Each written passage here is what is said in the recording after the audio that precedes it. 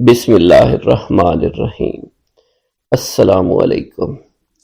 حضور سیدنا غوث اعظم فرماتے ہیں، میں 10 برس کی عمر میں اپنے شہر کے مکتب میں حصول علم کے لیے جایا کرتا تھا۔ اس وقت میرے ساتھ ملائکہ بھی ہوتے تھے جو میرے آگے پیچھے میری حفاظت کی غرض سے چلتے تھے۔ جب میں مدرسہ پہنچتا تھا تو وہ بار بار منادی کرتے تھے، اللہ کے ولی کے لیے جگہ خالی کر دو۔ چنانچہ وہ میرے لیے جگہ خالی کر دیتے تھے۔ ایک مرتبہ میں نے ایک ایسے شخص کو دیکھا جس نے فرشتوں کی آواز سن کر کہا کہ یہ نہایت معزز گھرانے کا فرد ہے اور عن قریب اس کو وہ عظمت اور بزرگی حاصل ہوگی جس میں کوئی مزاحمت نہ ہوگی۔ اس کو ایسا قرب نصیب ہوگا کہ اس کو کوئی فریب نہ دے سکے گا۔ پھر 40 برس بعد میں نے اس شخص کو پہچانا، وہ شخص ابدالوں میں سے تھا۔ حضرت شیخ ابو سعود احمد بن ابی بکر سے مروی ہے، حضور سیدنا غوث اعظم نے فرمایا، میں 25 سال تک تنہا عراق کے بیابانوں میں پھرتا رہا۔ میں لوگوں کو نہ جانتا تھا، لوگ مجھے نہیں جانتے تھے۔ اسی دوران میرے پاس رجال الغیب اور جنات تشریف لائے جنہیں میں طریقت اور رسول اللہ کی تعلیم دیا کرتا تھا۔ ابتدا میں جب میں عراق میں داخل ہوا تو حضرت خضر میرے ہم سفر تھے اور میں انہیں اس وقت سے پہچانتا نہیں تھا۔ ان کے ساتھ میرا معاہدہ ہوا کہ میں ان کے کسی حکم کی خلاف ورزی نہیں کروں گا۔ ایک مرتبہ انہوں نے مجھے ایک جگہ بیٹھنے کا حکم دیا، میں اسی جگہ 3 سال بیٹھا رہا۔ سال میں ایک مرتبہ حضرت خضر میرے پاس تشریف لاتے اور فرماتے، یہی تیرا مقام ہے جہاں تجھے پہنچایا گیا ہے۔ اس عرصہ کے دوران تمام نفسانی خواہشات مجھ پر انسانی شکل میں وارد ہوئیں، لیکن اللہ نے مجھے ہر موقع پر استقامت عطا فرمائی اور مجھے ان خرافات سے بچائے رکھا۔ ابتدا میں میرا نفس مجاہدہ کا کوئی طریقہ اختیار کرتا تو میں اس پر قائم ہو جایا کرتا تھا اور کسی چیز کو قبول نہیں کرتا تھا۔ ایک طویل مدت تک اپنا گلا گھونٹتے ہوئے میں نے مدائن کے جنگلوں میں مجاہدات میں مشغول رہا۔ حضور سیدنا غوث اعظم فرماتے ہیں، میں نے اپنے نفس کو مختلف مجاہدوں اور ریاستوں اور مشقتوں میں ڈالے رکھا۔ 1 سال تک میں گری ہوئی چیزیں اٹھا کر کھاتا رہا، اسی دوسرے سال میں صرف پانی پر گزارا کرتا رہا اور تیسرے سال میں نے کچھ نہ کھایا اور نہ پیا نہ ہی سویا۔ ایک مرتبہ شدید سردی کی وجہ سے میں ایوان کسریٰ کے کھنڈرات میں سویا تو رات بھر میں 40 مرتبہ احتلام ہوا۔ میں نے ہر مرتبہ دریائے دجلہ پر جا کر غسل فرمایا، پھر نیند کے خوف سے محل کے اوپر ایک ویران جگہ پر چڑھ گیا اور وہاں 2 سال تک قیام کیا، حتیٰ کہ سردی کے سوا کوئی شے کھانے کو میسر نہیں تھی۔ حضور سیدنا غوث اعظم فرماتے ہیں، ہر سال ایک بزرگ آتے اور وہ مجھے اونی جبہ دے کر چلے جاتے۔ اسی طرح میں نے بے شمار طریقوں سے دنیا اور نفس سے چھٹکارا حاصل کرنے کی کوشش کی۔ لوگ مجھے دیوانہ سمجھتے تھے۔ میں برہنہ جسم جنگلوں میں چلا جاتا، کانٹوں پر لوٹا شور مچایا کرتا، میرے تمام بدن سے خون جاری ہو جایا کرتا۔ لوگ مجھے اٹھا کر شفا خانے لے جایا کرتے جہاں میری حالت مزید بگڑ جایا کرتی۔ ایک وقت ایسا آیا جب مجھ میں اور مردہ میں کوئی فرق نہ تھا۔ لوگ کفن لے آئے اور غسال کو بلوایا کہ وہ مجھے غسل دے۔ ابھی انہوں نے مجھے غسل دینے کے لیے ایک تختہ پر لٹایا، میری حالت درست ہو گئی، میں اٹھ کھڑا ہوا۔ طریقت کی ان پرخطر راہوں میں نہ تو میں کبھی خوف زدہ ہوا، نہ کبھی میرا نفس مجھ پر غالب پا سکا اور نہ ہی دنیا کی آسائش مجھے حیران کر سکی۔ حضور سید غوث اعظم فرماتے ہیں، شیطان نے میرے گرد بے شمار جال بچھائے۔ جب میں نے ان سے کہا یہ کیا ہے، اس نے کہا یہ دنیاوی آلائشیں ہیں اور میں ان جالوں میں سے تم لوگوں کا شکار کیا کرتا ہوں۔ میں نے 1 سال تک شیطان کا مقابلہ کیا، اس کے بچھائے ہوئے تمام جالوں کو ختم کیا۔ اس کے بعد میرے سینے کو کھول دیا گیا اور مجھ پر بے شمار خلائق ظاہر ہوئے۔ حضور سیدنا غوث اعظم فرماتے ہیں، میں نے دریافت کیا کہ یہ اللہ ایک کیسے ہے؟ جواب ملا، یہ خلق کے اسباب ہیں جو تم سے ملے ہوئے ہیں۔ میں سال بھر ان کی جانب متوجہ رہا یہاں تک کہ وہ مجھ سے جدا ہو گئے۔ جب مجھ پر باطن ظاہر ہوا تو میں اپنے قلب کو بہت سے علائق سے ملوث پایا۔ میں نے دریافت کیا یہ علائق کیا ہیں؟ جواب ملا، یہ تمہارے ارادے، تمہارے اختیارات ہیں۔ چنانچہ 1 سال تک ان کی جانب متوجہ رہا یہاں تک کہ وہ سب علائق مجھ سے دور ہو گئے اور میرا قلب ان غلاظتوں سے نجات پا گیا۔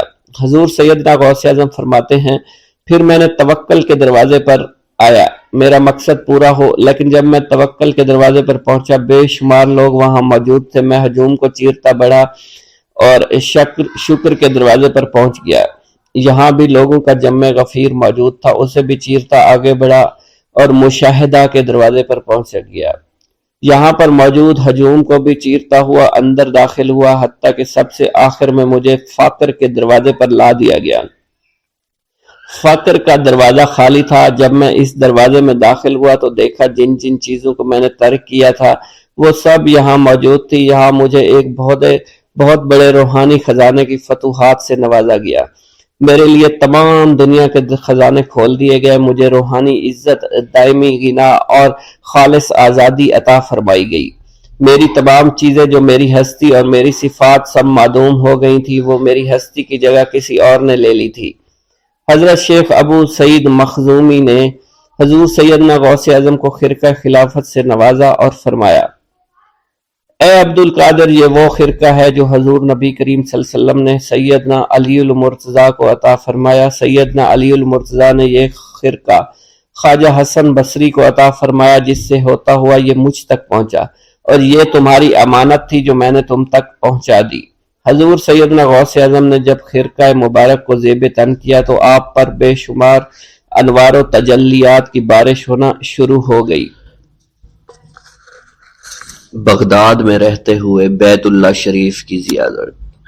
حضرت شیخ ابو صالح سے منقول ہے، حضرت شیخ ابو مدین مغربی نے مجھے حضور سیدنا غوث اعظم کی خدمت میں بغداد فقر کی تعلیم کے لیے بھیجا۔ آپ نے مجھے 20 دن تک اپنے خلوت خانہ کے دروازے پر بٹھائے رکھا اور 20 روز گزرنے کے بعد مجھے قبلہ رو ہونے کا حکم دیا۔ جب میں قبلہ رو ہو گیا، آپ نے فرمایا، اے ابو صالح اس طرف دیکھو۔ چنانچہ جب میں نے اس جانب دیکھا، آپ نے فرمایا، کیا دیکھ رہے ہو؟ میں نے عرض کیا، بیت اللہ شریف میری نظروں کے سامنے ہے۔ آپ نے مجھے حکم دیا کہ اب مغرب کی سمت دیکھو۔ میں نے اپنا چہرہ مغرب کی جانب کیا تو آپ نے دریافت فرمایا، کیا دیکھ رہے ہو؟ میں نے عرض کیا، میں اپنے مرشد پاک حضرت ابو مدین کو دیکھ رہا ہوں۔ ایک مرتبہ سنان نامی عیسائی پادری نے غوث اعظم کی محفل میں حاضر ہو کر سلام عرض کیا اور حاضرین میں کھڑے ہو کر بیان دیا کہ میں یمن کا رہنے والا ہوں۔ میں نے ارادہ کیا میں اسلام قبول کروں۔ اسی دوران میرے دل پہ یہ خیال پیدا ہوا کہ میں اس دور کی سب سے بڑی شخصیت کے دست مبارک پر کلمہ پڑھوں۔ اس سوچ کے دوران مجھے نیند آ گئی۔ خواب میں مجھے حضرت سیدنا عیسیٰ علیہ السلام کی زیارت نصیب ہوئی۔ آپ نے مجھ سے ارشاد فرمایا کہ تم بغداد شریف چلے جاؤ اور شیخ عبد القادر جیلانی کے دست حق پر اسلام قبول کرو، کیونکہ اس وقت وہ روئے زمین پر تمام لوگوں میں افضل و اعلیٰ ہیں۔ حضرت شیخ عمر الکیمانی رحمۃ اللہ علیہ سے منقول ہے، ایک مرتبہ حضرت سیدنا غوث اعظم کی خدمت میں 13 لوگ دائرہ اسلام میں داخل ہونے کے لیے حاضر ہوئے۔ ان لوگوں نے بیان کیا کہ ہم عرب کے عیسائی ہیں، ہم نے کلمہ پڑھنے کا ارادہ کیا، ابھی سوچ رہے تھے کہ کسی مرد کامل کے دست حق پر کلمہ پڑھیں۔ ہمیں ہاتف غیب سے آواز سنائی دی کہ بغداد جا کر شیخ عبد القادر جیلانی کے دست مبارک پر کلمہ پڑھو۔ حضرت ابو الحسن علی سے منقول ہے، فرماتے ہیں ایک مرتبہ ایک جماعت کثیر کے ہمراہ حضرت سیدنا غوث اعظم کی زیارت باسعادت کے لیے روانہ ہوا۔ اسی دوران بے شمار لوگ میرے پاس آتے رہے، اپنی مشکلات کے حل کے لیے مجھ سے کہتے رہے، میں حضور سیدنا غوث اعظم سے ان کی سفارش کروں گا۔ حضرت ابو الحسن علی بن ملاعب القواس فرماتے ہیں رستے میں ایک بد اخلاق لڑکا بھی ہمارے قافلے میں شامل ہو گیا۔ مجھے اس کا علم تھا کہ یہ اکثر و بیشتر ناپاک رہتا ہے اور بول و براز کے بعد استنجا بھی نہیں کرتا۔ حسن اتفاق کے حضور سیدنا غوث اعظم سے بھی رستہ میں ملاقات ہو گئی۔ حضرت ابو الحسن علی فرماتے ہیں میں نے حضور سیدنا غوث اعظم کی خدمت میں لوگوں کے پیغامات پہنچائے اور پھر مجھ سمیت میرے ساتھ تمام موجودہ لوگوں نے آپ کے ہاتھ مبارک کو ازراہ عقیدت چومنا شروع کر دیا۔ وہ فرماتے ہیں جب اس بد اخلاق لڑکے نے حضور سیدنا غوث اعظم رحمت اللہ علیہ کا ہاتھ مبارک چوما تو بے ہوش ہو کر زمین پر گر پڑا۔ جب اس کو ہوش آیا تو اس کے چہرہ پر داڑھی نمودار ہو چکی تھی اور اس نے آپ کے دست حق پر توبہ کی، پھر اس کا شمار نیکوں میں ہوا۔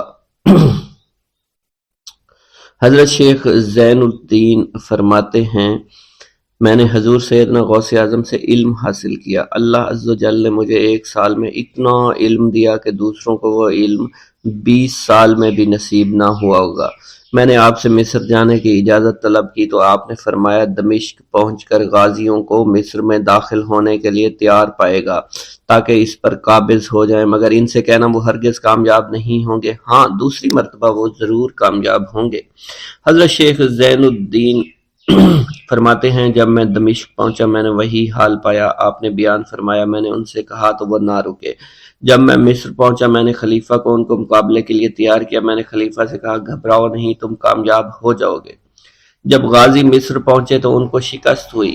شیخ زین الدین فرماتے ہیں خلیفہ نے مجھے اپنا ندیم خاص مقرر کر دیا اور اپنے ہر راز سے مجھے واقفیت دے دی۔ پھر دوسری مرتبہ غازی آئے، انہوں نے مصر پر قبضہ کر لیا۔ مجھے حضور سیدنا غوث اعظم کے قول کے مطابق ہر ایک سے 1.5 لاکھ دینار ملے۔ مجھے مصر میں ہر خاص و عام میں مقبولیت حاصل ہو چکی تھی اور بے شمار لوگ میرے واعظ سے مستفیض ہونے لگے تھے۔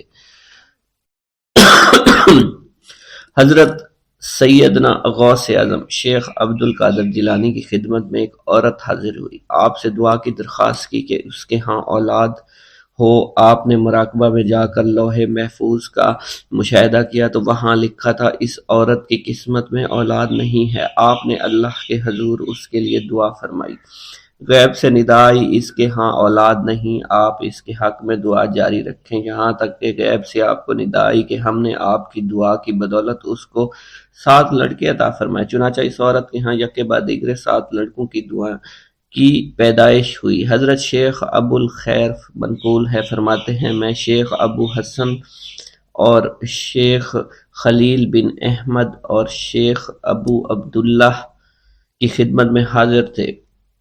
آپ نے فرمایا تم سب اپنی اپنی حاجات بیان کرو، میں انشاءاللہ تمہاری حاجات پوری کروں گا۔ شیخ ابو سعود نے کہا کہ میں ترک دنیا اختیار کرنا چاہتا ہوں۔ شیخ ابو قائد نے کہا میں مجاہدی کی قوت چاہتا ہوں۔ شیخ ابوالزاز نے کہا کہ میں خوف الہی چاہتا ہوں۔ شیخ فارسی نے کہا اللہ کے ساتھ میرا ایک حال ہے جسے میں کھو بیٹھا میں چاہتا ہوں کہ میرا وہ حال لوٹ آئے۔ شیخ جمیل نے کہا میں حفظ وقت چاہتا ہوں۔ شیخ عمر نے کہا کہ میں علم کی زیادتی چاہتا ہوں۔ حضرت شیخ ابو الخیر محفوظ فرماتے ہیں حضور سیدنا غوث اعظم نے فرمایا انشاءاللہ تم سب کی حاجات جلدی پوری ہوں گی۔ چنانچہ آپ کا قول پورا ہوا اور تمام لوگوں کی حاجات پوری ہوئی ماں سوائے شیخ خلیل کے، کیونکہ حضرت شیخ خلیل نے قطبیت مانگی تھی جس کا ابھی وقت نہیں آیا تھا۔ حضرت ابو سعود فرماتے ہیں حضرت شیخ حماد دباس کی خدمت میں حاضر ہو کر عرض کیا حضور میں ملک شام کی جانب مال تجارت لے کر جانا چاہتا ہوں اور میرا یہ قافلہ تیار ہے، میرے پاس 700 دینار کا مال ہے۔ حضرت شیخ حماد دباس نے فرمایا اگر تم اس سال سفر کرو گے تو تم سفر میں ہی قتل کر دیے جاؤ گے اور تمہارا تمام مال و اسباب لوٹ لیا جائے گا۔ حضرت حماد عباس کی بات سن کر وہ تاجر حضور سیدنا غوث اعظم کی خدمت میں حاضر ہوا اور حضرت حماد باس کی بات بیان کر دی۔ آپ نے فرمایا کہ تم سفر پر جاؤ، میں تمہارا ضامن ہوں۔ آپ کا فرمان سن کر وہ سامان تجارت لے کر شام پہنچا۔ اپنا تمام مال فروخت کرنے کے بعد وہ تاجر اپنے کسی کام سے حلب گیا، وہاں ایک مقام پر اس نے 1000 دینار رکھ دیا اور حلب میں اپنی قیام گاہ پر واپس آ گیا۔ اس نے خواب میں دیکھا عرب بتوؤں نے ایک قافلہ لوٹا ہے، قافلہ کے کئی آدمیوں کو قتل کیا ہے جس میں وہ شامل ہے۔ اس کے بعد وہ بیدار ہوا، گھبرا کر اس جگہ پہنچا جہاں اس نے 1000 دینار رکھے تھے، اس کے دینار وہیں پر رکھے اس کو مل گئے۔ دینار لے کر واپس قیام گاہ پہنچا، بغداد شریف واپس جانے کی تیاری شروع کر دی۔ جب وہ تاجر بغداد شریف واپس پہنچا تو پہلے حضرت حماد عباس کی خدمت میں حاضر ہوا تو آپ نے فرمایا کہ تم پہلے حضور سیدنا غوث اعظم کی خدمت میں حاضر ہوا، کیونکہ وہ محبوب سبحانی ہیں، انہوں نے اللہ کے حضور تمہارے لیے 70 مرتبہ دعا مانگی یہاں تک کہ تمہاری حقیقت کو خواب میں بدل دیا گیا۔ وہ تاجر آپ کی خدمت میں حاضر ہوا اور آپ نے حضرت حماد باس کی بات کی تصدیق کی۔ ایک گاؤں کے بارے میں کہا جاتا تھا کہ جہاں قدرت کی بے پناہ نعمتیں تھیں، اللہ پاک نے وہاں کے لوگوں کو مالا مال کیا ہوا تھا۔ ایسی نعمتیں کہ جن نعمتوں کو دیکھ کر انسان اکثر مغرور ہو جایا کرتے ہیں، مگر وہاں پر کچھ مسلمان تھے، اور سب سے بڑی اور بری بات یہ تھی کہ وہاں کے تمام لوگ کافر تھے۔ وہ کفار اپنی دولت پر بہت فخر کیا کرتے تھے، کیونکہ ان میں ہر ایک انسان بہت دولت مند تھا، ہر ایک کے پاس بے بہا پیسے تھے، کسی کو پیسوں کی کمی نہیں تھی۔ وہاں کے سردار کی ایک اکلوتی بیٹی تھی جس کو سردار بے پناہ پیار کرتا تھا۔ اس سردار کی بیٹی بے پناہ مغرور، ظالم، گھمنڈی تھی۔ وہاں پر غریب لوگ صرف مسلمان ہی تھے، تمام کافر ایک دوسرے کی مدد کیا کرتے تھے، لیکن مسلمانوں کی مدد کرنے والا وہاں پر کوئی نہ تھا۔ وہاں پر انہیں کوئی دیکھنے والا نہ تھا۔ سردار کی بیٹی کو کالے جادو میں خوب مہارت حاصل تھی، اور وہ جادو کی وجہ سے وہاں پر رہنے والے غریبوں پر بہت ظلم کیا کرتی تھی۔ تمام مسلمان اس سے بے حد پریشان تھے، اور وہ لوگوں کو غلام بناتی اور مزدور بناتی تھی۔ اگر ان میں کوئی اس کی بات نہ مانتا تو اس کو قیدی بنا کر اپنے اشاروں پر نچایا کرتی تھی۔ اس بستی میں چونکہ اکا دکا مسلمان تھے جن کا کوئی پرسان حال نہیں تھا،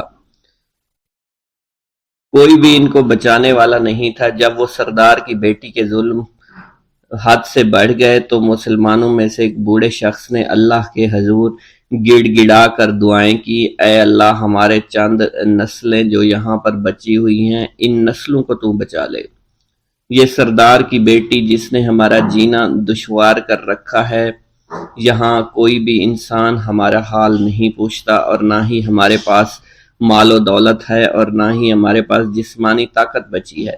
یا اللہ، ہمارے لیے کوئی ایسا بندہ بھیج جو نہ صرف طاقتور ہو بلکہ اس جادوگرنی یعنی سردار کی بیٹی کو بھی ہرا سکے۔ اللہ رب العزت نے اس بوڑھے کی دعا کو قبول فرمایا، اور یوں اس جگہ پر ایک اللہ والے کو بھیج دیا، اور وہ اللہ والے ایسے ہی بستی میں داخل نہیں ہوئے، بلکہ ایک دن کچھ عجیب واقعہ ہوا۔ ان کافروں کا سردار جنگل میں سیر سپاٹے کرتے ہوئے نکلا تھا، بڑی شان سے چلتا ہوا وہ سفر کر رہا تھا۔ اچانک ایک زہریلا سانپ اس کے سامنے آیا۔ اس زہریلے سانپ نے بادشاہ کو ڈس لیا، اور وہ بے ہوش ہو کر زمین پر گر پڑا اور تڑپنے لگا۔ اس کے جو ساتھی تھے انہوں نے جب اپنے سردار کو یوں تڑپتا ہوا دیکھا اور سردار کی غیر حالت دیکھی تو کہ جسے ایک زہریلے سانپ نے کاٹ لیا ہے، تو وہ فوراً اسے اٹھا کر گھر لے آئے تاکہ اسے بچانے کے لیے کچھ کیا جا سکے۔ اس لڑکی نے اپنے باپ کی جب یہ حالت دیکھی تو اپنے آس پاس کے بڑے بڑے حکیموں کو بلایا، لیکن عجیب بات یہ تھی کہ لاکھ کوشش کے باوجود زہر نکالنے میں سارے ناکام ہو رہے تھے، اور زہر تیزی کے ساتھ اس کے جسم میں پھیلتا چلا جا رہا تھا۔ لیکن اسی وقت وہاں ایک درویش کی آمد ہوئی، ایک اللہ والے آئے، ان اللہ پاک نے اس مقصد کے تحت وہاں بھیجا تھا۔ اس اللہ کے ولی نے سردار کے گھر پر پہنچ کر دروازے کو کھٹکھٹایا۔ نوکروں نے پوچھا کون ہو، کس سے ملنا ہے؟ اس نے کہا میں نے سنا ہے کہ یہاں کے سردار کو سانپ نے ڈس لیا ہے۔ نوکر کہنے لگے کہ تمہیں کیسے پتا چلا کہ یہاں کے سردار کو سانپ نے ڈس لیا ہے؟ تم تو ہمیں اجنبی لگتے ہو، ہم نے تمہیں آج تک یہاں نہیں دیکھا ہے۔ اس نے کہا میں مسافر ہوں، اور مجھے خبر ملی ہے کہ یہاں کے سردار کو ایک زہریلے سانپ نے ڈس لیا ہے، اور کوئی بھی اس کا علاج نہیں کر پا رہا۔ نوکروں نے کہا تم کون ہو؟ اللہ والے نے کہا میں حکیم ہوں، اور میں ان کے علاج کی غرض سے یہاں آیا ہوں۔ وہ نوکر اللہ والے کی حالت دیکھ کر ہنسنے لگے، کیونکہ آپ نے پھٹے پرانے کپڑے پہن رکھے تھے اور دیکھنے سے بہت غریب معلوم ہوتے تھے۔ وہ نوکر کہنے لگے کہ اتنے بڑے سردار کا علاج کرو گے؟ ارے یہاں تو اس کے پاس بڑے بڑے حکیم بلائے گئے ہیں، ہمارے سردار کے پاس پیسوں کی کوئی کمی نہیں ہے، اور وہ تم جیسے غریب سے بھلا کیوں علاج کروائیں گے؟ درویش نے کہا اگر تم چاہتے ہو تمہارے سردار کی جان بچ جائے پھر مجھے اندر جانے دو۔ غلام کہنے لگا ٹھیک ہے، ہم اندر جا کر اجازت لے کر آتے ہیں۔ نوکر اندر گئے، سردار کی بیٹی سے کہا ایک غریب آیا ہے، کپڑوں سے فقیر معلوم ہوتا ہے، لیکن کہتا ہے میں سردار کا علاج کر سکتا ہوں، اور میں سردار کا علاج کروں گا۔ جو زہر تیزی کے ساتھ جسم میں پھیل رہا ہے میں اس کو باہر نکال پھینک کروں گا۔ اس کی بیٹی کہنے لگی ٹھیک ہے بلا لو۔ جب وہ اللہ والے اس کے گھر کے اندر گئے تو دیکھا سردار تڑپ رہا تھا، ٹانگ کو بار بار پر پٹخ رہا تھا۔ اللہ والے نے اس کے پیر کی طرف دیکھا جہاں سانپ نے اس کو کاٹا تھا، اسی جگہ اللہ والے نے تھوک دیا، فوراً وہاں سے بھاگ گئے۔ اس کے سارے سپاہی اس کی بیٹی دیکھ کر حیران رہ گئے کہ یہ بھلا کون سا دیوانہ ہے، کمرے میں آیا، علاج کی بجائے اسی جگہ پر تھوک دیا جہاں صرف کاٹا تھا، اور بھاگ بھی گیا۔ اس کو کوئی گرفتار نہیں کر سکا۔ سردار کی بیٹی غصے میں تل ملا اٹھی کہ اس نے جو گستاخی کی ہے اس کی کوئی بات نہیں، تھوک کو میں صاف کروا دوں گی، مگر اس کو تو میں ابھی گرفتار کرواتی ہوں۔ اور اس نے اپنے سردار کے ایک نوکر سے کہا کہ اس تھوک کو صاف کرو۔ اس نوکر نے تھوک کو صاف کرنے کی بجائے اس کو اچھی طرح سے ٹانگ پر مل دیا۔ لڑکی نے کہا کیا کر رہی ہو؟ اس فقیر نے میرے باپ کی ٹانگ پر تھوک دیا، اب اس تھوک کو تم مل رہے ہو۔ حکیم نے اپنے ہاتھ کے اشارے سے سردار کے بیٹے کو روک دیا۔ جیسے اس تھوک کو سردار کی ٹانگ پر ملا گیا، فوراً سارا زہر ختم ہو گیا۔ جو ٹانگ کٹنے کے قابل تھی وہ ٹانگ بالکل ٹھیک ہو چکی تھی، جو نیلی پڑ چکی تھی اب اصلی حالت میں آہستہ آہستہ واپس آ رہی تھی۔ اور جب وہ قبیلے کا سردار بالکل ٹھیک ہو گیا، ہوش میں آ گیا، تو حیران رہ گیا۔ اسے بتایا کہ فقیر بابا کے تھوک کی وجہ سے آپ ٹھیک ہوئے ہیں۔ اس نے کہا وہ بزرگ تو ہمارے لیے مسیحا ہے، تم لوگوں نے انہیں جانے کیوں دیا؟ انہیں میرے پاس لے کر آؤ، انہوں نے ہم پر بہت بڑا احسان کیا ہے، ہم اس کے احسان کا بدلہ ضرور چکائیں گے۔ اس کی بیٹی جو خاموشی سے باپ کو دیکھ رہی تھی، اس نے کچھ بھی نہ کہا۔ گاؤں کے سردار کے کہنے پر سارے سپاہی اللہ والے کو ڈھونڈنے کے لیے نکل گئے۔ وہ چاروں طرف پھیل گئے، لیکن کہیں بھی اللہ والے کا پتہ نہیں چل رہا تھا۔ پھر جب سپاہی تلاش کرتے کرتے جنگل میں داخل ہوئے، وہاں ایک درخت کے نیچے ایک آدمی کو عبادت کرتے ہوئے دیکھا۔ وہ غور سے اس کو دیکھ رہے تھے اور کہہ رہے تھے یہ کس طرح کی عبادت کر رہے ہیں؟ ہم لوگ تو اپنے بتوں کے آگے ہاتھ جوڑتے ہیں، یہ نہ جانے کس کو سجدہ کر رہے ہیں۔ خیر، عبادت کے فوراً بعد اللہ والے کو پکڑ لیا، گاؤں کے سردار کے سامنے پیش کیا۔ وہ کہنے لگا آپ کون ہیں اور کہاں سے آئے ہیں؟ سب سے پہلے تو میں گستاخی کی معافی چاہتا ہوں، میرے لوگوں نے آپ کے ساتھ بڑی بدتمیزی کی، لیکن آپ کی وجہ سے آج میں زندہ ہوں۔ ہم گناہ گاروں کی وجہ سے آپ جیسے لوگوں کو بہت تکلیف ہوئی ہے، اس لیے میں معذرت چاہتا ہوں۔ آپ سے درخواست کرتا ہوں کہ آپ میری طرف سے یہ قیمتی لباس یعنی کپڑے اور عربی گھوڑا قبول کیجئے۔ اللہ والوں نے اس کی طرف مسکرا کر دیکھا اور کہا یہ گھوڑا، یہ لباس بہت قیمتی ہے، مگر یہ لباس پہن کر اس گھوڑے کے لیے گھاس کاٹوں گا تو کیا اچھا لگوں گا؟ سردار نے کہا فکر نہ کریں، گھوڑے کے ساتھ ساتھ ہم آپ کو نوکر بھی دیں گے۔ اللہ والے نے کہا کہ اتنی مال و دولت اور نوکروں کے ساتھ میں اکیلا رہوں گا؟ گاؤں کا سردار بولا حضور آپ کی یہ بات سن کر میں سوچ میں گم ہو گیا ہوں، لیکن یہ میری بیٹی آپ کے سامنے حاضر ہے۔ بیٹی حیرت سے اپنے باپ کو دیکھ رہی تھی کہ میرا باپ اب کیا کہنے والا ہے۔ سردار نے کہا میری بیٹی جسے آپ نے دیکھ لیا ہے، اس کی شادی میں آپ سے کر دوں گا، مگر ایک شرط ہے کہ آپ کو اپنے مذہب کو چھوڑنا پڑے گا۔ میرے سپاہیوں نے آپ کو عبادت کرتے ہوئے دیکھا ہے، جہاں تک ہمارے معمولات ہیں ہم بتوں کے آگے سجدہ کرتے ہیں اور ان کی عبادت کرتے ہیں، اور آپ جس کے آگے سجدہ کرتے ہیں وہ اللہ ہے، یعنی آپ مسلمان ہیں، اس لیے آپ کو اپنا مذہب چھوڑنا پڑے گا۔ کیا آپ ایسا کر سکتے ہیں؟ اللہ والے نے کہا کہ مجھے ایک بات بتائیے، آپ سب کچھ دیکھ رہے ہیں، آپ نے مجھے یہ بھی دعا دی کہ میری اولادیں ہوں اور آپ کی نسل آپ کی بیٹی سے چلے گی۔ مجھے ایک بات بتائیں، اگر ان بچوں میں سے کسی بچے کو خدا نہ خواستہ کچھ ہو گیا تو کس کو رونا پڑے گا؟ سردار نے جواب دیا اگر خدا نہ خواستہ کچھ ایسا ہوا تو رونا مجھ کو ہی پڑے گا۔ اللہ والا نے مسکرا کر کہا اگر یہ سارا مال لے کر مجھے رونا ہی پڑا تو آپ اپنا گھوڑا، اپنی دولت، اپنی بیٹی، ہر چیز اپنے پاس رکھ لو۔ میں خوش ہوں، میں مسلمان ہوں، میں ٹھیک ہوں۔ اگر یہ تمام چیزیں لے کر مجھے اپنا محلہ چھوڑنا پڑے تو میں اپنی جان دے کر بھی اپنے مذہب کو نہیں چھوڑوں گا۔ جس طرح آپ نے مجھے نوازا ہے، میں اسی رب کے دین کو چھوڑ کر چلا جاؤں گا۔ صرف چند پیسوں کی خاطر میں ہر دن پیسہ نہیں کر سکتا، اور اپنی درویشی میں بہت خوش ہوں۔ اللہ نے مجھے جس مقصد کے لیے بھیجا تھا وہ میرا مقصد پورا ہو جائے گا۔ गांव के सरदार ने पूछा। ये कहकर वो अल्लाह वाले जाने लगे तो सरदार ने दरवेश को रुक जाने का कहा और कहने लगे, मैंने माल देकर तुम्हें आजमाया और तुम्हें परखा, लेकिन तुम अपने मजहब को छोड़ने पर राजी नहीं हो। अगर तुम यही सब करने आए थे तो तुम्हें इस बात का डर नहीं?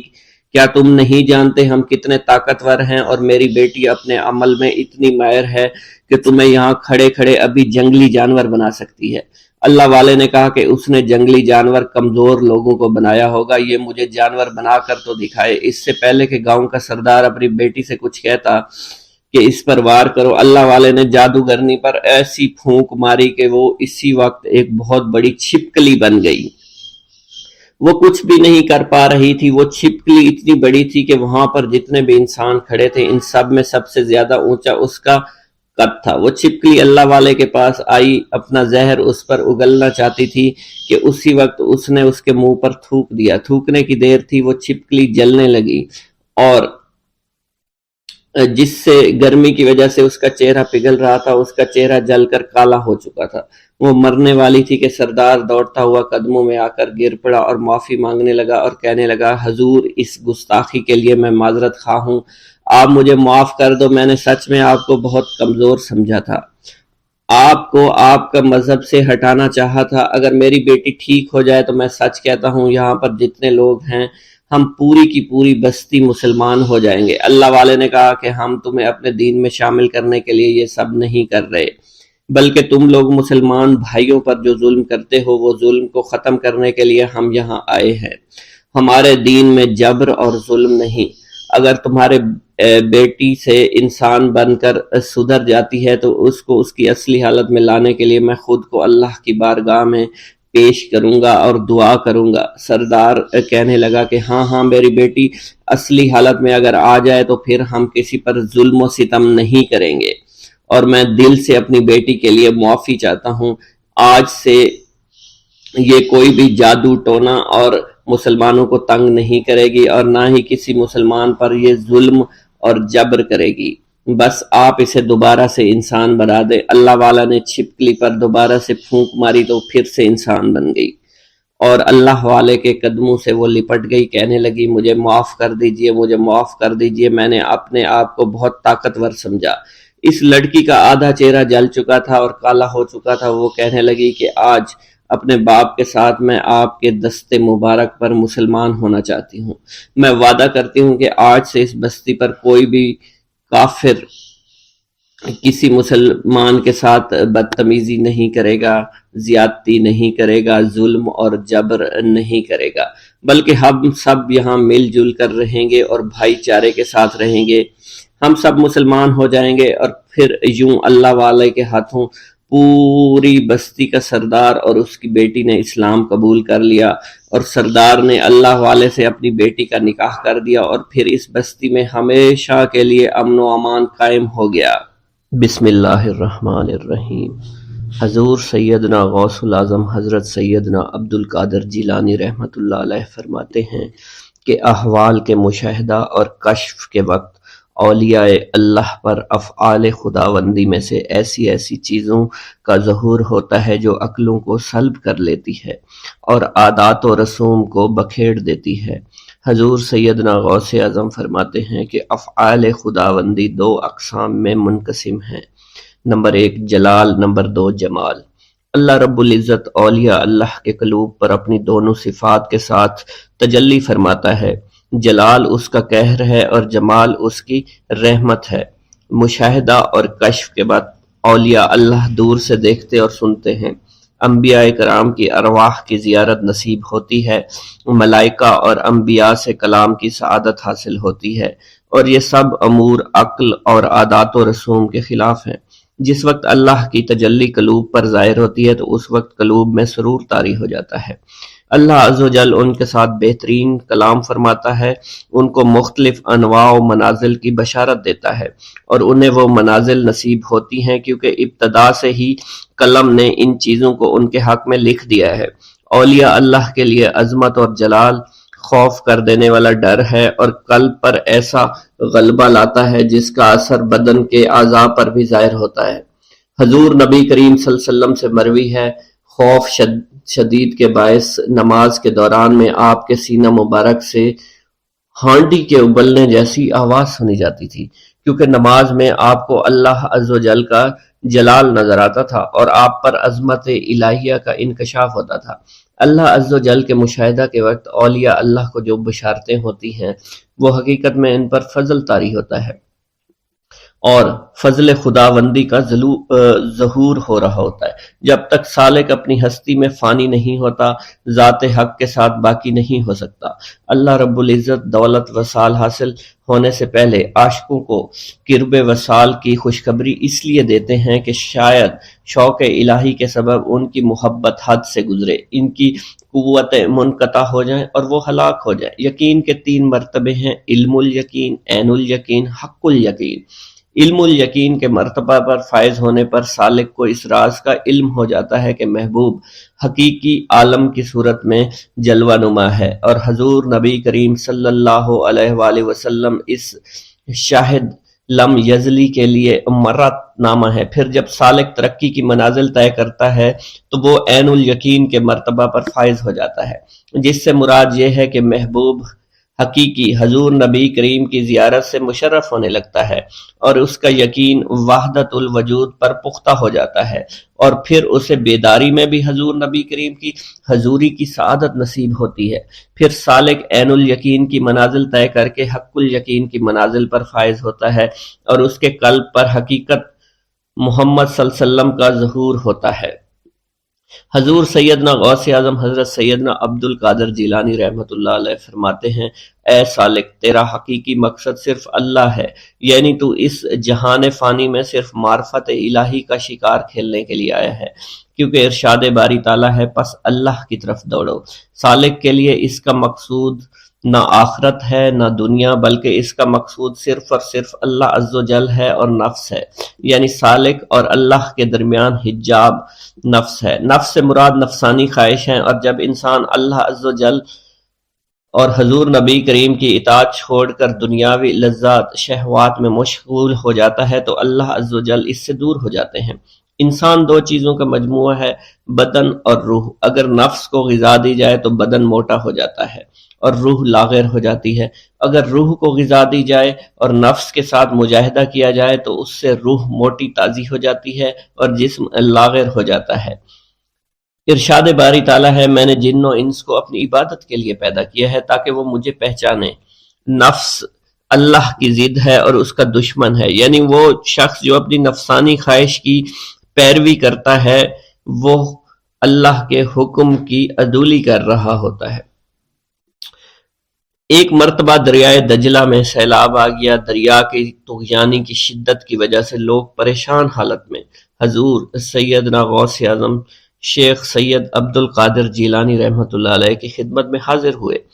آپ نے اپنا عصائے مبارک پکڑا ہوا تھا اور دریائے دجلہ کے کنارے پہنچ کر عصائے مبارک کو زمین میں گاڑ دیا اور فرمایا: اے دریا بس رک جا۔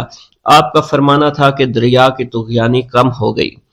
حضرت شیخ عبد الجبائی سے منقول ہے: میری ملاقات ہمدان میں ایک شخص طریف سے ہوئی۔ یہ شخص دمشق کا رہائشی تھا۔ اس نے مجھے بتایا دوران سفر میری ملاقات بشر المفرزی سے ہوئی جو 14 اونٹوں پر شکر لادے ہوئے تھے۔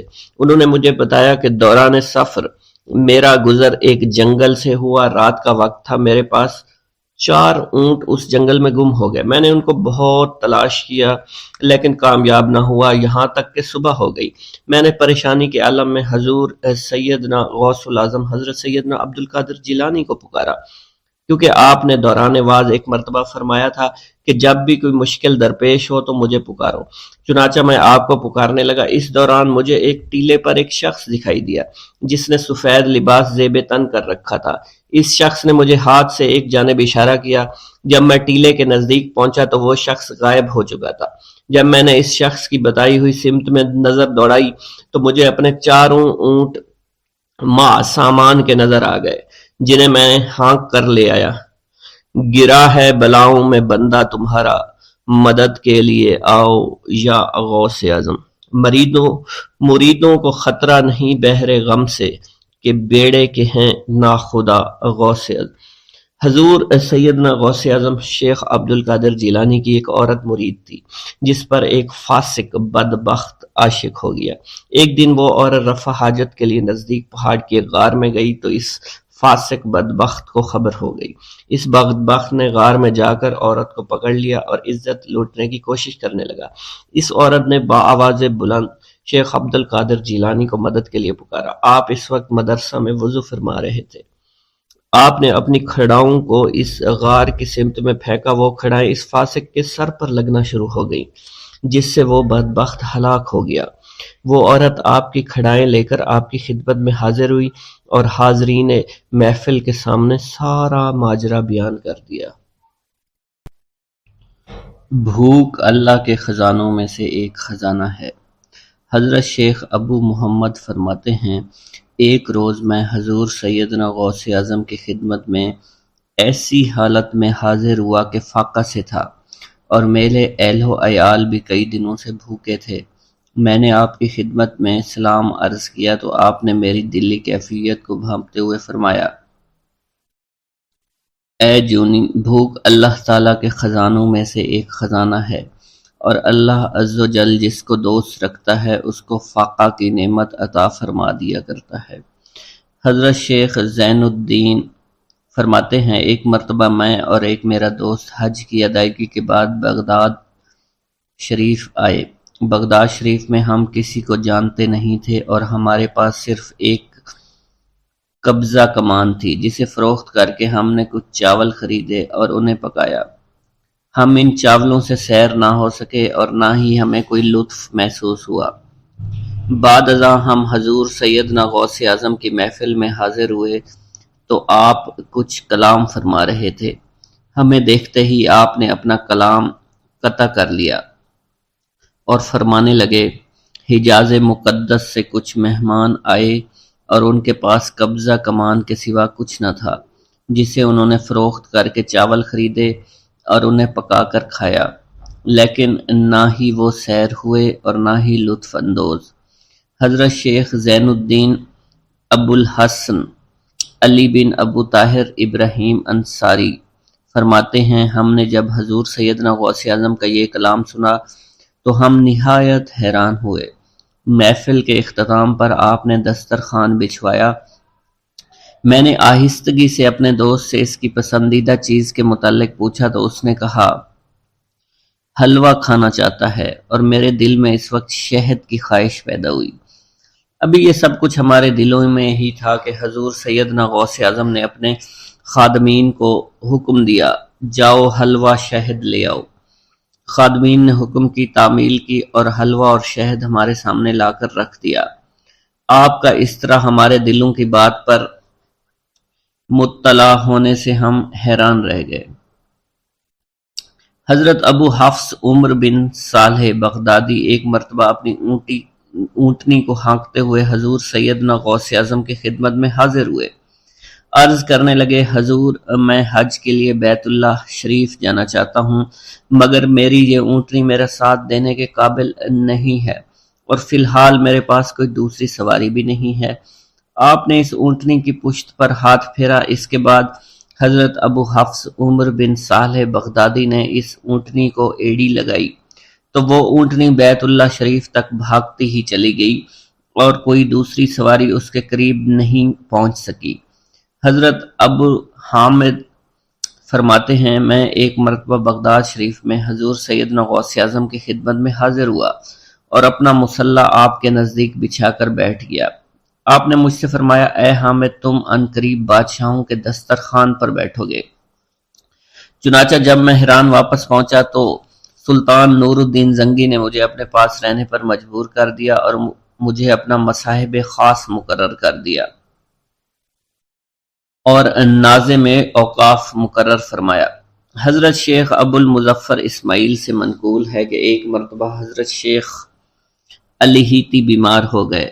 حضور سیدنا غوث اعظم ان کی عیادت کے لیے تشریف لائے۔ آپ نے ان کے نزدیک کھجور کے 2 درخت دیکھے جو 4 سال سے خشک تھے اور ان پر پھل نہیں آتا تھا۔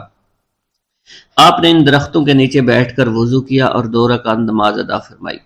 کچھ دن گزرنے کے بعد ان درختوں پر پھل لگ گئے اور وہ دوبارہ سے سرسبز و شاداب ہو گئے۔ جھولی کو میری بھر دو ورنہ کہے گی دنیا، ایسے سخی کا منگتا پھرتا ہے مارا مارا۔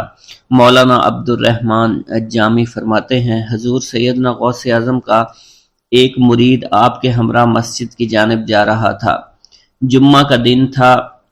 اس دن کسی بھی شخص نے آپ کو دیکھ کر نہ سلام کیا نہ ہی کچھ توجہ فرمائی۔ اس مرید کے دل میں خیال آیا کہ پہلے تو آپ جمعہ کی نماز کی ادائیگی کے لیے بڑی مشکل سے لوگوں کے ہجوم میں سے ہوتے ہوئے مسجد کی جانب تشریف لے جایا کرتے تھے، اور آج کوئی شخص بھی آپ کو سلام نہیں کر رہا ہے اور نہ آپ کے نزدیک آ رہا ہے۔ مولانا عبد الرحمن جامی فرماتے ہیں، ابھی یہ خیال اس مرید کے دل میں ہی تھا کہ حضور سیدنا غوث اعظم نے مسکرا کر اس مرید کو دیکھا، پھر لوگوں کا ایک جمع غفیر اکٹھا ہو گیا اور ہر کوئی آپ سے سلام کرنے کا خواہش مند تھا، یہاں تک کہ اس مرید اور آپ کے درمیان ہجوم حائل ہو گیا۔ اس مرید کے دل میں یہ خیال آیا کہ یہ پہلا حال اچھا تھا جب میں اور آپ تنہا تھے۔ مولانا عبد الرحمن جامی فرماتے ہیں، حضور سیدنا غوث اعظم شیخ عبد القادر جیلانی نے ایک مرتبہ پھر اس مرید کی دلی کیفیت کو بھانپتے ہوئے فرمایا، تمہیں معلوم نہیں لوگوں کے دل میری مٹھی میں ہیں، میں انہیں چاہوں تو پھیر دوں، چاہوں تو اپنی جانب متوجہ کر لوں۔ ایک مرتبہ ایک عورت حضور سیدنا غوث اعظم کی خدمت میں بیٹے کو لے کر حاضر ہوئی۔ عرض کیا، میرے اس بیٹے کو آپ سے دلی لگاؤ ہے، آپ اسے اپنی غلامی میں قبول فرما لیں، میں اللہ عز و جل اور آپ کی خاطر اپنے بیٹے پر اپنے حق کو معاف کرتی ہوں۔ آپ نے اس لڑکے کو قبول فرما لیا۔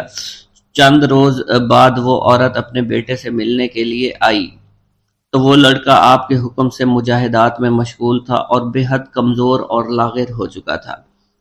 اس عورت نے جب آپ کو دیکھا تو آپ اس وقت مرغی کا گوشت کھا رہے تھے، آپ کے سامنے ہڈیاں پڑی ہوئی تھی۔ اس عورت نے آپ سے کہا کہ آپ خود تو مرغی کھاتے ہیں جبکہ میرا بیٹا سخت مجاہدات میں مشغول ہے۔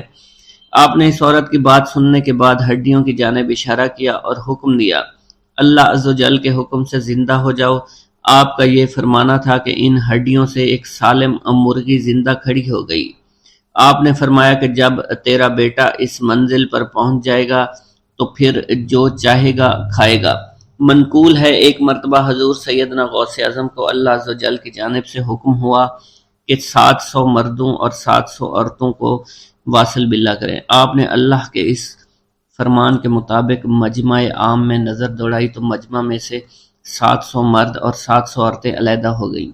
آپ نے ان پر نگاہ ولایت ڈالی تو وہ سب واصل اللہ ہو گئے۔ حضور سیدنا غوث اعظم مدینہ منورہ میں حضور نبی کریم کے روضہ مبارک پر حاضری دینے کے بعد باپیادہ بغداد شریف واپس تشریف لا رہے تھے۔ راستے میں ایک چور جو کہ ناکہ لگا کر کسی مسافر کا انتظار کر رہا تھا، اس نے آپ کو قریب آنے پر روک لیا۔ آپ نے اس چور سے دریافت کیا، تم کون ہو؟ اس نے کہا، دیہاتی ہوں۔ آپ کو بذریعہ کشف اس کی بدنیتی کی خبر ہو چکی تھی۔ اسی دوران اس چور کے دل میں خیال پیدا ہوا کہ یہ غوث اعظم ہوں گے۔ آپ نے اس کے دل کی بات کو بھانپتے ہوئے فرمایا کہ میں عبد القادر ہوں۔ چور نے جب آپ کی بات سنی فوراً قدموں میں گر پڑا اور معافی کا خواستگار ہوا۔ آپ کو اس کی حالت پر ترس آ گیا۔ آپ نے اللہ عز و جل کے حضور اس کے لیے دعا فرمائی تو ندائے غیبی سنائی دی، اے غوث اس چور کو سیدھے راستہ دکھاتے ہوئے قطب بنا دو۔ آپ نے اس چور کی جانب نگاہ دوڑائی تو آپ کے فیض روحانی سے قطب کے درجے پر وہ فائز ہو گیا۔ حضرت شیخ ابو عباس خضر بن عبداللہ بن یحییٰ حسینی فرماتے ہیں، ایک مرتبہ میں نے خلیفہ ابو المظفر یوسف عباسی کو حضور سیدنا غوث اعظم شیخ عبد القادر جیلانی کی خدمت میں موجود پایا۔ اس نے آپ سے کسی کرامت کو دیکھنے کی درخواست کی اور کہا کہ اس سے میرا دل مطمئن ہو جائے گا۔ حضور سیدنا غوث اعظم حضرت سیدنا شیخ عبد القادر جیلانی نے خلیفہ سے پوچھا کہ تو کیا چاہتا ہے؟ اس نے کہا کہ ایک سیب، اور اس وقت عراق میں سیبوں کا موسم نہ تھا۔ آپ نے اپنے دستے مبارک فضا میں بلند کیا اور دیکھتے ہی دیکھتے آپ کے ہاتھ میں 2 سیب آ گئے۔ آپ نے ایک سیب ابو المظفر کو دیا اور دوسرا خود رکھ لیا۔ ابو المظفر نے جب اپنا سیب چیرا تو اس میں سے کیڑا نکل آیا۔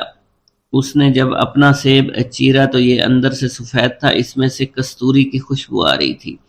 ابو المظفر نے وجہ دریافت کی تو آپ نے فرمایا اس سیب میں سے کیڑا اس وجہ سے نکلا کیونکہ اس سیب کو ظالم کا ہاتھ لگا ہوا تھا۔ حضرت شیخ ابو محمد سے مروی ہے، ایک مرتبہ میں حضور سیدنا غوث اعظم کی خدمت میں بغداد شریف حاضر ہوا۔ کچھ دنوں تک آپ کے ہاں قیام پذیر رہا اور روحانی فیوز و برکات سے مالا مال ہوا۔ بعد ازاں جب میں واپس اپنے ملک مصر روانہ ہونا لگا تو آپ نے مجھ سے فرمایا کہ کبھی کسی سے کوئی چیز مت مانگنا۔ پھر آپ نے اپنی انگشت شہادت میرے منہ میں ڈالی اور فرمایا کہ اسے اچھی طرح چوسو۔ چنانچہ میں نے آپ کے فرمان کے مطابق ایسا ہی کیا۔ جب میں آپ سے اجازت لینے کے بعد واپس اپنے ملک مصر روانہ ہوا تو بغداد شریف سے مصر تک کی طویل مسافت کے دوران مجھے کچھ بھوک محسوس نہیں ہوئی، اور میں جوں جوں آگے بڑھتا رہا اپنے جسم میں توانائی کو پہلے سے زیادہ پاتا۔ بسم اللہ الرحمن الرحیم۔ حضور سیدنا غوث اعظم کی پرورش نہایت ہی بابرکت ماحول میں ہوئی۔ آپ نے ابتدا میں گوشہ نشینی اختیار کی اور خود کو دنیاوی غلاظتوں سے پاک رکھا۔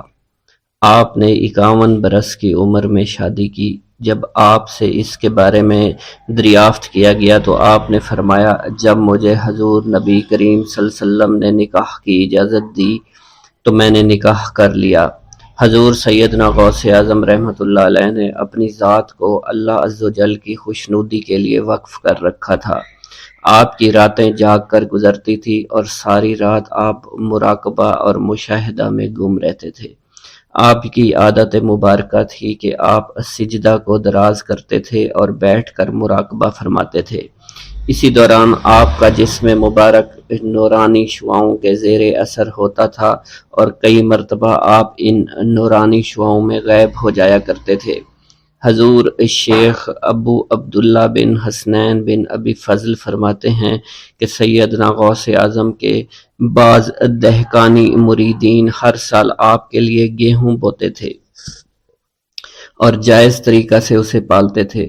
پھر آپ کے بعض مریدین اسے پیستے آپ کے لیے ہر روز 4 یا 5 روٹیاں پکاتے اور شام کو آپ کے پاس روٹیاں لے کر آتے تھے۔ آپ حاضرین میں ایک ایک ٹکڑا تقسیم کر دیتے اور جو بچ جاتا وہ اپنے لیے رکھ لیتے تھے۔ حضرت شیخ خضر حسینی سے منقول ہے کہ حضور سیدنا غوث اعظم نے ایک شکستہ دل فقیر کو دیکھا۔ آپ نے اس سے اس کی کیفیت کے متعلق دریافت کیا تو اس نے کہا کہ میں آج دریا کے کنارے گیا اور ملاح سے کہا کہ وہ مجھے دریا کے پار لے جائے۔ اس نے انکار کر دیا۔ میں اپنے اس افلاس کے سبب پریشان اور شکستہ دل ہوں۔ ابھی اس فقیر کا کلام جاری تھا کہ ایک شخص آپ کی خدمت میں حاضر ہوا اور 30 دینار آپ کی خدمت میں پیش کر دیے۔ آپ نے وہ دینار اس فقیر کو دے دیے اور فرمایا کہ اس ملاح سے کہنا کہ کسی فقیر کا سوال رد مت کیا کرے۔ حضرت شیخ معمر کا بیان ہے کہ میں نے حضور سیدنا غوث اعظم سے زیادہ کسی کو درگزر فرمانے والا نہیں دیکھا۔ آپ کی عطا کا یہ عالم تھا کہ ایک محفل میں 400 لوگوں کو ولایت کے مقام اعلیٰ تک پہنچا دیا کرتے تھے۔ بھوکوں کو کھانا کھلانا اور بیواؤں کی حاجت روائی کرنا آپ کا معمول تھا۔ جب کسی بیمار کے متعلق سنتے فوراً اس کی عیادت کے لیے تشریف لے جایا کرتے۔ فقراء کو آپ کے در سے بغیر سوال کیے عطا ہو جایا کرتا۔ حضور سیدنا غوث اعظم نے فرمایا کہ مخلوق سے کنارہ کشی سے قبل علم حاصل کرو، کیونکہ جو شخص علم کے بغیر عبادت کرتا ہے وہ اصلاح سے زیادہ فساد میں مبتلا ہو جاتا ہے۔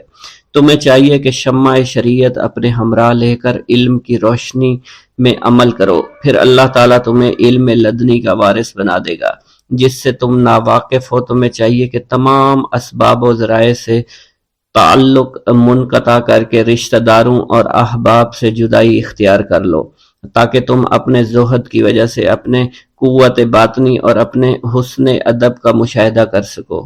خدا کے علاوہ تمام عالم اسباب سے اس خوف سے منقطع ہو جاؤ تاکہ تمہاری شمع معرفت نہ بجھ جائے اور جب تم 40 دن ایک چلہ اپنے رب کے لیے مخصوص کر دو گے تو تمہارے قلب سے حکمت کے چشمے جاری ہو جایا کریں گے اور تم معرفت الہی کی تپش کا مشاہدہ کرنے لگو گے، جس کو حضرت موسیٰ علیہ السلام نے اپنے شجر قلب پر محسوس کیا تھا۔ اس کیفیت کے بعد تم اپنے نفس و خواہش، اپنے شیطان، اپنی طبیعت اور اپنے وجود سے کہو گے کہ ٹھہر جا، میں نے اس آگ کا مشاہدہ کر لیا ہے جو قلب موسیٰ علیہ السلام سے روشن ہوئی تھی۔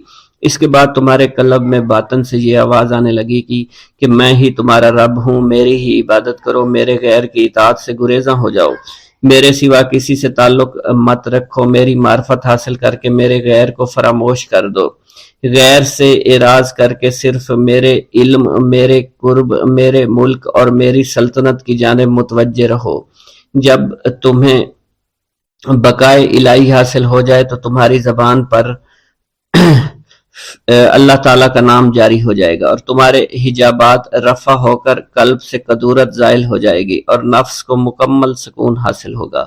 پھر جب اس کے الطاف غالب آ جائیں تو تمہیں خطاب کیا جائے گا، اے قلب فرعون، نفس کی طرف توجہ کر اور ان کو راہ ہدایت پر چلا، میری جانب آ جا اور ان سے کہہ دے کہ میرا ہی اتباع کریں، پھر انہیں رشد کے راستے پر ہدایت کر کے ان سے تعلق قائم کر، اس کے بعد پھر قطع تعلق کر کے دوبارہ استوار ہو کر آ جا اور اسی طرف استوار ہو کر دیکھتا رہے۔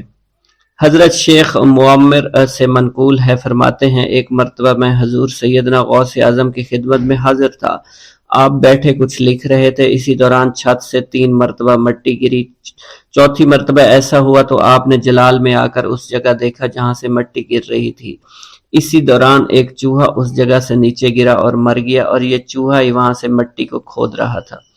حضرت شیخ عمر بن مسعود فرماتے ہیں حضور سیدنا غوث اعظم فرما رہے تھے، اسی دوران ایک چڑیا نے آپ کی قمیص پر بیٹ کر دی، آپ نے جلالی نظروں سے چڑیا کو دیکھا، چڑیا اسی وقت نیچے گری مر گئی، آپ نے وضو سے فارغ ہونے کے بعد قمیص کے اس حصے کو دھویا، پھر اپنی قمیص مبارک اتار کر مجھے دی اور فرمایا اس کو فروخت کر کے اس کی رقم کو خیرات کر دو، یہ اسی کا بدلہ ہے۔ منقول ہے حضور سیدنا غوث اعظم کے زمانہ میں ایک بہت ہی گناہگار شخص تھا، لیکن اس کے دل میں آپ سے بے پناہ محبت تھی۔ جب اس کے مرنے کے بعد اس کو دفن کیا گیا تو قبر میں منکر نکیر نے سوالات کیے، تو اس نے ہر سوال کے جواب میں شیخ عبد القادر کہا۔ منکر نکیر نے اللہ کی بارگاہ میں اس کے جواب کو پیش کیا تو حکم ہوا، اگرچہ یہ بندہ فاسقوں میں سے ہے لیکن یہ میرے محبوب جو کہ صادقین میں سے ہیں ان سے محبت رکھتا ہے۔